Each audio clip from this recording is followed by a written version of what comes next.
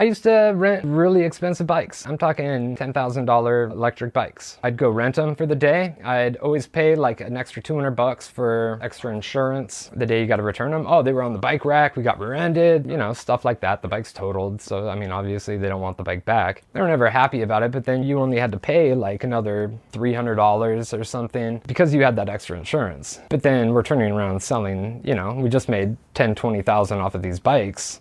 We would hit every bike place that we could. New Mexico said it was like 1.5 mil that we had taken. Flagstaff, I think, was like 3/4. I forget what Vegas was. One of the things we used to love to do was get on the dark web. For $25 in Bitcoin, you get 5 credit card numbers. These are legit numbers. If I bought, say, 25 credit card numbers, maybe one of them's not good. They give you this person's info, they give you everything. I usually would only use it for about $1,000 or $2,000. We would use the credit card number one time and then just throw that number away. So you can turn around and buy more. It's actually pretty disgusting, like what you can do with the dark web and whatnot. It is starting to get harder now. I think people are starting to kind of crack down on stuff because we used to be able to just do like money transfers. Now what we would do is go find drug addicts on the street. You need to get high? Well, here, I got this, you know, prepaid credit card. If you go in and activate it for me, like I'll go fucking get us some dope or something. Use their info to set up these prepaid credit cards, and we would do like money transfers to those credit cards. Once we have the PIN, they didn't care what happened to that card after we pulled the money off. You know, there's the $100. We don't care. We're gonna fill it with all this other money anyways. I mean, there was just all this endless money. If really anybody who wants to go out and just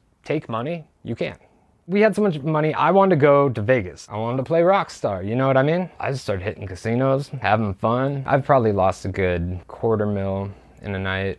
Casinos loved us. We'd go into high roller rooms, we'd be dropping so much money, usually we'd get comped a room for the night. You start to realize too, especially in Vegas, half of those people in the high roller rooms are all bullshit. All there on some kind of scam, some kind of bullshit. It's just a big fake city is what it is. Everything there is fake. There's these beautiful girls walking around, they're all hookers. Yeah. They're not, you know, they're not there just partying. We were just ridiculous, some of the stuff we were doing. We even used to do dumb stuff, like we would have our friends dress up and act like paparazzi and stuff, and like we would take turns who was getting to be rock star for the night. People see someone stepping out of this limo and he's got a couple security guards next to him, and now all these people are taking pictures of. They don't know who the fuck this guy is, but they want to party with him. That person's important. That's who they want to be around. And we would even take turns like, I guess I gotta play security guard tonight, you know what I mean? Who hasn't wanted to be a rock star in their life? Who hasn't wanted to feel like that? In order to meet women, sometimes we would say that we were a talent scout, and we'd like put an ad out on like Craigslist. You know, we have a calendar coming out. We're looking for 12 girls, yada, yada, yada. You know, say 30 girls come in to interview for this. It was like shooting fish in a barrel because all these girls would respond. It was almost like an interview process. Like, okay, I like that one, I like that one. And it was a way to meet them, basically. And it worked though. If I didn't ever let anybody else in on what I was doing, I would have never got caught. They started trying to do what I was doing, but they weren't putting all the effort into it. Like if they did the bike scam, they weren't getting the extra insurance. So now the bike companies are pissed. And like